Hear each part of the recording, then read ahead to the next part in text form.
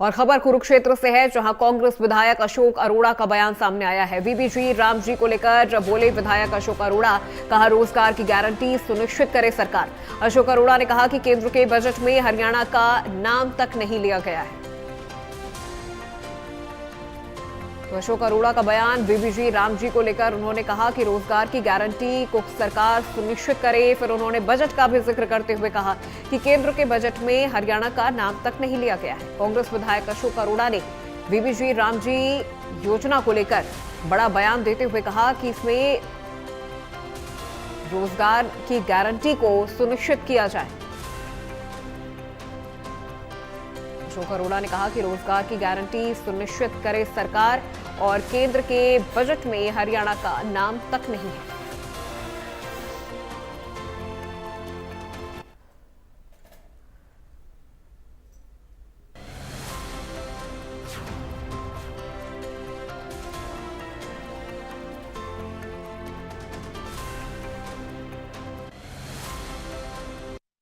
अखिल भारतीय कांग्रेस द्वारा पूरे देश के अंदर 10 जनवरी से लेकर 25 फरवरी तक मनरेगा बचाओ अभियान शुरू किया हुआ है।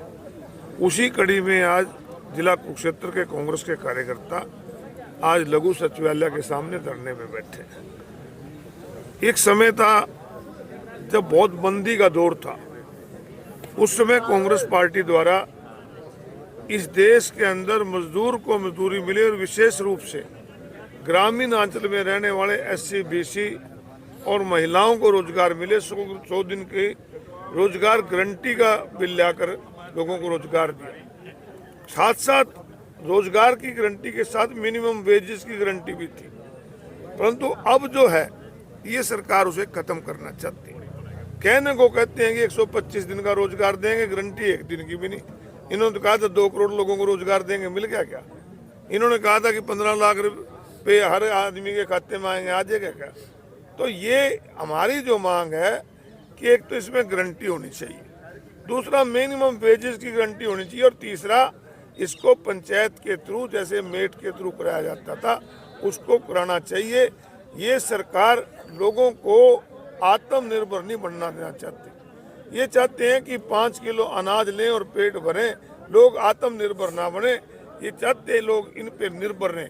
परंतु एक तरफ तो ये भारत के विकसित की बात करते हैं, कहते हैं कि 2047 में विकसित भारत होगा, और दूसरी तरफ इस देश के अंदर 70% से ज्यादा लोग बीपीएल में लाने का काम करते हैं।